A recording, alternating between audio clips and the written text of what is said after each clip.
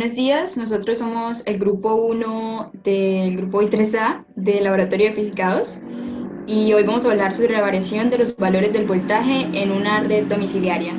Los materiales o requerimientos de software que necesitamos para el proyecto fueron un computador, tablet o celular, conexión a internet y el simulador PET de la Universidad de Colorado. El planteamiento del problema de este laboratorio es el siguiente. La instalación eléctrica de una vivienda y los electrodomésticos están diseñados para funcionar con un voltaje constante, de modo que si se producen variaciones pueden resultar dañados. Cuando se produce una subida o bajada de voltaje, puede dar lugar a una sobrecarga eléctrica o incremento de la corriente. Sin embargo, existen otras variaciones en la electricidad que también pueden producir sobrecarga eléctrica, como un voltaje discontinuo o una demanda excesiva de corriente. Entonces se plantean las siguientes preguntas de investigación. ¿Cuál es el fenómeno físico que ocurre cuando se instalan muchos electrodomésticos a la vez? ¿Y cómo la variación del voltaje recibido puede conllevar a un desgaste de los electrodomésticos que al final resulte en la pérdida del electrodoméstico? Objetivos general y específico. Objetivo general: analizar la variación del voltaje, la corriente y la potencia en una situación doméstica a través de una simulación. Objetivos específicos: analizar el comportamiento que tienen los tacos frente a cambios en el voltaje, la corriente y la potencia. Determinar la variación de la potencia de los electrodomésticos cuando el voltaje es normal y cuando el voltaje es menor. Metodología.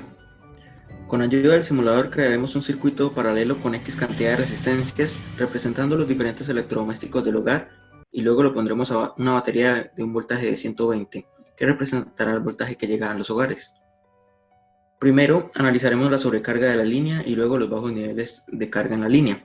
Para analizar la sobrecarga, enchufaremos varios electrodomésticos a un mismo toma corriente para ver qué es lo que pasa con el fusible. En este caso vamos a conectar un refrigerador y vamos a circular una corriente de 5 amperios.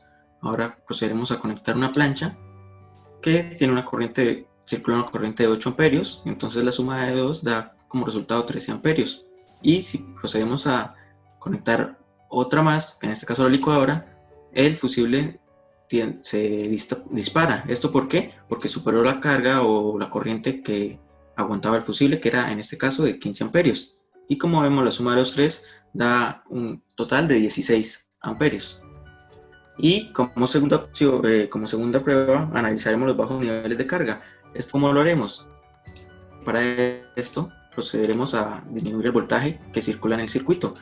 Y como vemos, la intensidad de los bombillos, que representan los electrodomésticos en este caso, disminuye. ¿Esto qué quiere decir?